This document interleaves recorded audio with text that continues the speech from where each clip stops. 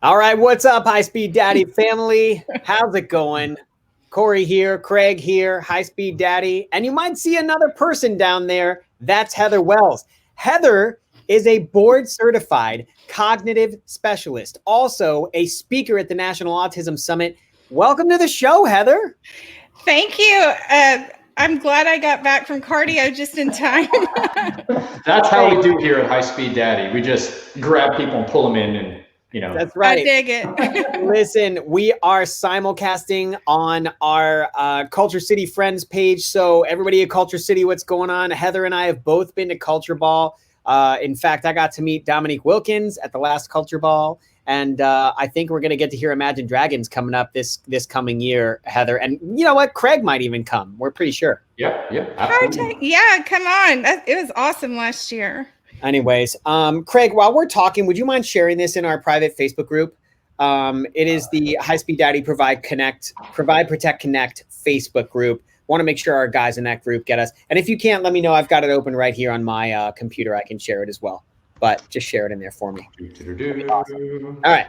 So listen, everybody, while Craig's doing that, I'm going to talk to you about today's topic and why Heather is here, okay? Because Heather brings invaluable knowledge on this subject, all right? So learning has started. Some people are teaching at home. Some people are sending their kids to school. The bottom line is when it comes to the real world, discovering real world applications for math, science, every other thing, reading, lots of different topics that we have in school. That's what we're talking about today. And, you know, Craig and I can sit here all day as dads and tell you what we do to keep our kids educated. But the reason Heather's here is because these small things that we do as dads, the reading that I do in my bed to my 5-year-old before he goes to bed, and the routine and tucking him in and giving him a special kiss and all that kind of stuff, there's meaning to that. There's a reason we do that. And that has a significant impact on their growth as they grow into the young humans that we want them to be, right? So, Craig, I guess when you were kind of picking this subject and talking about this, what comes to mind for you when you think about real world applications for the things that we learn in school? And then I'm also going to share a couple of mine. And then hopefully Heather can, you know, talk about those things and the actual, you know, impact, that not the scientific impact, but the neurological impact that they have on the growth of our children. So basically you have, we're going to talk about what we do and Heather's going to explain why we do it. So that's pretty much what's going on, right? Because she has the education and the smarts to do that when Corey and I are just like, you know, cavemen just beating our chest, things like that. So, so basically, you know, I like to reference, my wife is a kindergarten teacher. High Speed Mommy teaches kindergarten. So she brings a lot of educational stuff into the house. When we first got together and had kids, you know, I defaulted everything to her and kind of gave up part of my confidence in that aspect, saying, you know, what should we do? What should we do? One, motherly instinct, right? Two is, well, you're a kindergarten teacher, you're around young kids. I was not around a lot of young kids such as you are, until I started to recognize and have some self-awareness and even talk to her about it and say, listen, I want to be part of this more. I just don't know how. And she goes, well, instead of me reading so much to kids or something along those lines, well, you need to do that as well. And I'm like, oh, okay, but what does that mean? You know, and how does that work? And that's part of the connection, the High Speed Dad Provide, Protect, Connect, things that we like to work on through our brand. But, you know, just in that little instances of reading to the kids, you know, showing that the father is there, the father is teaching you, the father's passing knowledge on and things like that. Them hearing the words that you speak. And we're just talking about just reading to kids. And there's so many other instances that I'm sure Heather's going to go into on just what we do and how kids emulate us, you know. And, you know, just a quick example, I'm sorry if I segue a little bit, but, you know, I have a 7, a 5, and a 2-year-old, a 7-year-old as of yesterday. So High Speed little man's birthday was yesterday. So I can no longer say I have 3 kids 6 and under. I have to say I have 3 kids 7 and under. That's right. You know, so I'm probably gonna end up catching myself. But the youngest is 2, and just my wife and I just started speaking about the same. She's just starting to get verbal and like kicking out a lot of sentences, a lot of words, and starting to put them together. And we feel that she's doing that so much quicker than the other two. And you normally say like, okay, the first kid, you know, you kind of get them going. The second kid picks things up a little easier, the potty training and whatnot, because they emulate their older sibling. Well, the third kid, we're noticing that going even quicker with kid number 3. And I'm not saying like, okay, you know, my third kid is a genius. I just think that she sees what her older brother and sister are doing and just is catching on that much quicker. So if you bring that back to if you're having your first child, the more that you talk to them, and not in the baby voices and stuff, just regular talking to them or reading the books and then hearing the sounds and hearing the words and then start putting that stuff together. The more that you do that with them, the quicker that they're going to pick up, the easier time that they're going to have when they transition to a school level, whether it be nursery school, pre-K, and then into elementary school and kindergarten and things like that. So I know I kind of threw some gibberish there, but I know Heather's also like, yes, yeah. Yeah. No, it makes me so happy to hear dads talking about this because, and I know you're all about that. You know, provide, connect, protect. I got those in the reverse order. Sorry. You hit them all 3. That's okay. It doesn't flow as well the way I said it, but it's so important. There's a lot of research about having 2 supportive adults in kids' lives versus 1. And of course, dads are always supporting, but we're talking about emotional support, and that's what this is. Kids learn about the world through reading and through you talking to them, even if they do not understand what you're saying, even from the littles. I know last time we talked, you were trying to decide, is my child a year and a half old or 18 months old? You know, that's a big confusion right there. But even when they are not speaking, even when you know they do not know the words you're saying, they are learning huge skills. The like the intonation, the prosody of your voice that starts helping them understand questions and excitement and statements and anger. You know, they hear volumes. A whistle goes up. Guess what? That's what a question does at the end of a sentence. I still start learning language. I'm picking up on nonverbals. You're talking to me, so that makes me want to look at you more. And then I start picking up on all those nuances. So there's a lot of social emotional development that happens. And some very smart person put up a comment about music, and music is huge. Amy Johnson Silly. I am huge on music. I did a show about this because the ability to keep beat and to groove to the rhythm, that is time management, organization, prioritizing, auditory processing. It helps me understand elephant, helps me start being able to decode words. Reading is a language skill. And when I don't have appropriate language skills, 77% of kids that are in behavioral intervention programs have language deficits. And one of the reasons is because I'm already having these various struggles, and now I can't convey in a way that someone else understands what I'm feeling. And the behavior is the communication. And then they're thought of as the problem child. No, they're struggling, and they're sharing that the only way they know how. But you can really grow it by, looking at the cover, getting them really excited, Corey read one paragraph for me the other day, and I'm like, hired, man. All the sound effects and the different voices, that makes it interesting. You can have whistles, bells, be goofy with it. If we're boring, why are our kids going to pay attention to us? Yeah. And then dialogic reading is where, as you're reading, you say out loud the kinds of thoughts that are the cognitive processes we want them to start learning. We're modeling for, I wonder what's going to happen next. Why do you think Billy did that? Even if they can't answer that, and then as you come up with the answers, you're answering them. But inferences, why do you think that happened? You're really helping them to understand the social emotional context. How do you think they felt? Would you have done anything differently, depending on the age? But there's social emotional development, it's literacy, it's language, it decreases behavioral issues, and all kinds of critical thinking skills that help me get through life with all of the organization, time management. Yeah. No, it's beautiful. I've had a lot of time to just write down some thoughts, so mine are going to be a lot faster. So I'm teaching my kids math by explaining payment for chores. It's kind of funny because my daughter has no idea how much money per hour minimum wage is. And I think we offered her, I want to say $5 an hour for a chore the other day. And she was like, Daddy, that's just not enough. And I was like, Oh you're my goodness. 12. I was like, what is enough? What is enough? Rent's coming up, man. I was just thinking like maybe 10 or 12. I'm like, $10 or $12 an hour.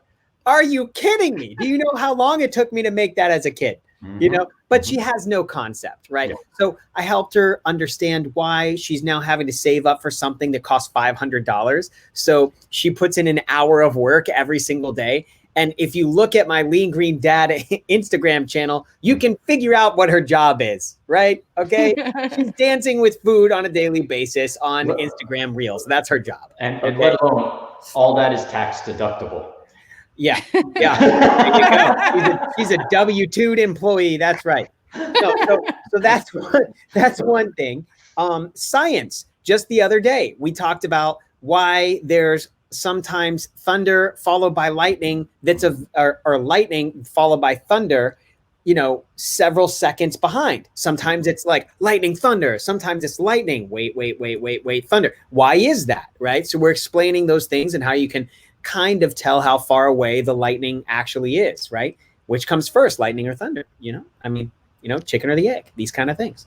And then also, of course, exercise is a massive, important thing in our lives. I think everybody knows, I talk about it all the time. We wake up as a family and work out together ever since, the stay at home, happy at home orders have happened. We work out every day at 8:00. And so it was day 6 today of a routine that I said we were going to do for 30 days, but dang it, I was tired today. So we went for a walk. Okay. And we went for a walk as a family and it was awesome. And I held hands with my son and we walked down, together as a family and it was pretty cool. So, math, science, exercise. And then I got to agree with you, Craig, talking normally to your kids, like the way I'm talking to you guys right now is the same way I talk to my children. I don't, I don't do any of that. So Heather, am I doing something right? Y'all are amazing dads. I want to clone you. No, that's right. Actually, people used to think that if you had a little one who's at the 1 to 2 utterance, want up, give juice or whatever, that you talk to them telegraphically like that. And research has bashed that. No, we want to talk to them in a normal, semantically correct sentence. And when I was talking about being goofy and fun, I don't mean in a condescending way. I just mean in a fun, like being a goober. You have to keep it interesting. And actually, exactly when you mentioned that, I noticed a lot of difference because my background, military, engineering, bachelor's degree, stuff like that. It's very like, it's not a joyful thing. musical, like theater, like mine. Exactly. It's like Corey, you're the yin to my yang.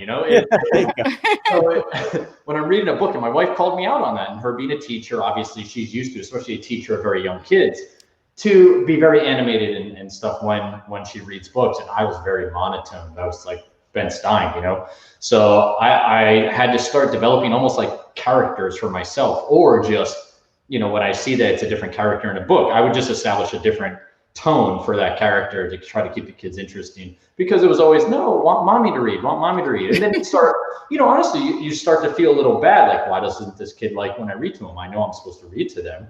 It starts making you feel bad. You start losing confidence and stuff like that. And it's not that, it's just that you're not keeping it interesting and animated form, as you were just speaking, Heather. So that's a great point that I just wanted to hit on a little bit more there. Love it. Yeah. And I love, what y'all are talking about, applying things to real life. Like if you're at a swimming pool this summer, have them measure the perimeter, circumference of something, of the baseball field, whatever it is. This is huge because there is extrinsic motivation. Like, I'm doing this so I don't get in trouble, or with jobs, I'm doing this so I get a pay raise, or whatever it is. It's from external factors. Intrinsic motivation is, this is part of my being. I'm doing it for the inherent interest in this. It's part of my passion, or it's just super fun, novel, interesting to me. That is how kids roll. And so when you bring in activities that they enjoy and you meld some teaching into it. They're not sitting in school this fall saying, why do I have to do this? This is so dumb. I'm never going to use this. Wait, I used it this summer.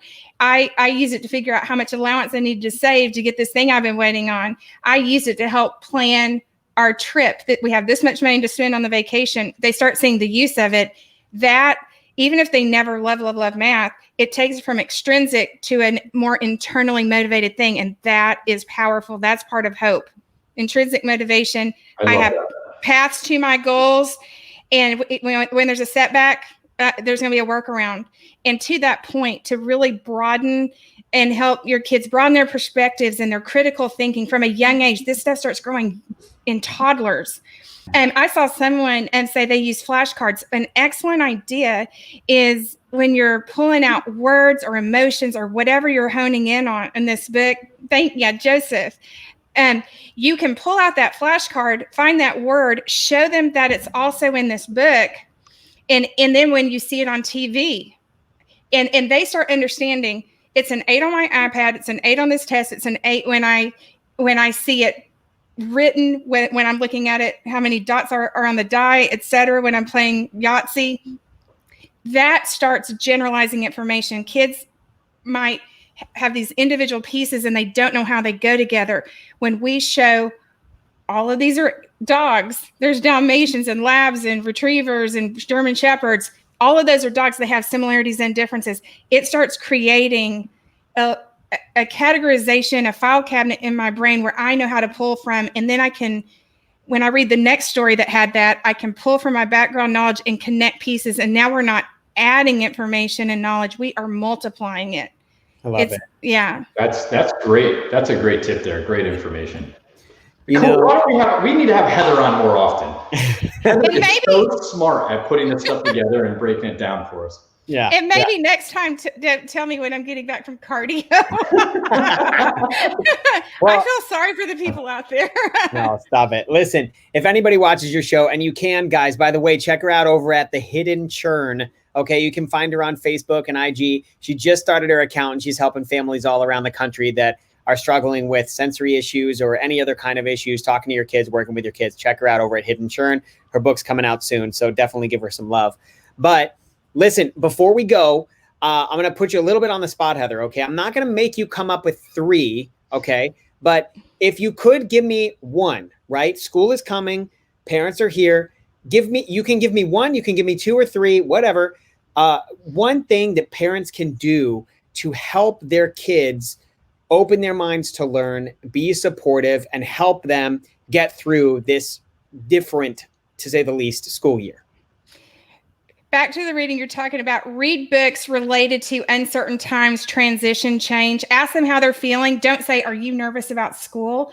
Because we may inject that into them even when they're not, or we project anxiety from our delivery.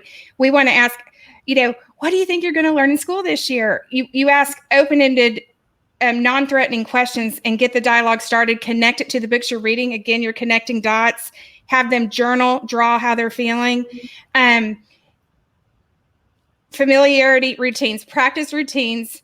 Getting ready in the morning, setting the clothes out the night before, loading and unloading a backpack, front loading the planner, all of these, drive by the school if the schools are closed and you can't get in right now. Can you have a phone call with the teacher ahead of time? That kind of thing. Remind them of times they have faced something similar and help them recall how they got through it. Things that ended up well, like they were nervous about being on the football team and then they ended up loving it. If it was a train wreck, don't bring that up as an example, but confidence that they can handle it, help them recall. We do not want to fill in dots that they can fill in. We cue them so that they learn that they can do it. If we always jump in and rescue them, we accidentally tell our kids, you're right, you couldn't handle this. We validate, this is tough, buddy, I know. Don't shame the emotion, listen, validate, and then show the confidence and help them achieve the end goal so that we keep their hope alive. I think Amy is like just feeling your vibe here, Heather. I mean, she talked about using zone emotion regulation. The 5 zones of regulation, y'all could Google that. If any teachers are watching, go to Teachers Pay Teachers, and they have lots of great resources on the 5 zones of regulation. And by the way, speaking of, just on a related note, Corey and I have talked before about having an emotion chart if there's anxiety or behavior kind of stuff, and like self-regulation is an issue. And depending on the age, maybe have 5 levels of emotions. Everything's awesome. I'm ready to tackle the day. I'm feeling a little uneasy, all the way up to I'm about to explode. And have them move like a clothespin up as they feel themselves escalating. We're teaching that mind-body connection, and for them to start feeling the breathing, the sweating, that knot in their stomach, and teach them strategies, deep breathing, take a brief walk, tell a joke, talk to your buddy, mentor, person, whatever the deal is. Use the strategies that you've pre-taught, but start doing that now and have them use that emotion chart so that they kind of have that routine going before school starts. Perfect. It's funny that you mentioned that and relaying that stuff onto kids and stuff. That's very similar to what we try to do to help men, right? And help dads and stuff like that. And if they feel that they're losing their patience or they're cool and stuff like that, and going through breath work exercises, meditation, just the exercise we always preach, of course. But it's the same things, that you just mentioned there. And I've actually read books on, very similarly, creating emotion charts and even passing that information on to the kids, such as, hey, this is when daddy or mommy, whoever it may be, is level. And this is when mommy and daddy are not having a good time right now, just to let you know, just to keep them in the loop. Or what you're doing is kind of making mommy and daddy, a little bit stressed, a little bit of anxiety, or something along those lines. Not placing blame or anything, but just passing the knowledge or awareness onto the kids, letting the kids be aware.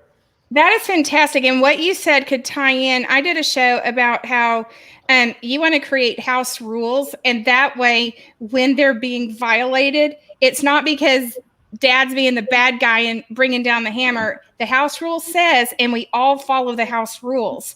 And so there could even be one about when somebody's escalating, these are acceptable. So the feelings are accepted, but this is the way we handle them. These are acceptable and unacceptable ways to handle them. Make it the house rule, and then it's not good cop, bad cop. We all follow the rules, and that's why we're doing this, not because I'm being a pain. I love it. That's awesome. There are so many good nuggets that came out of this. Heather, I'm so thrilled that you came on today, and Corey, that you surprised me with, talking to Heather again. This is beautiful. I'm actually, and I don't know if I've done this before, I'm going to go back and listen to this episode myself. Usually I'm just part of it and we roll within stuff. I'm going back to listen, and I'm probably going to pass it on to High Speed Mommy as well, that my wife, and say, this is an awesome episode. I'm thrilled. Yeah. Thank you for asking me to come on. It's always fun talking to both of you. Heck yeah, it is awesome. Folks, I just want to make sure to give a shout out. Make sure you come join us over in the High Speed Daddy Provide Protect Connect private Facebook group. If you don't know what it is a private community for dads just like me and Craig. We're in there to support each other. They're doing workout challenges. They're doing just support challenges, sharing pictures of our babies. I mean, it is a lot of fun. We got everything going on. Yeah, there is no community like it out there. So come join us. You're welcome. It's totally free. It's just a great place for guys to come and support each other. So we're here every week, guys. Every week, 4:30 Eastern, right here on High Speed Daddy's Facebook Live channel. And we will see you next week. Again, if you want to check out Heather, go find her over at The Hidden Churn. That is her channel where she is dropping knowledge bombs every single day for parents all around the world. So thanks, everybody. We'll see you soon. Take care.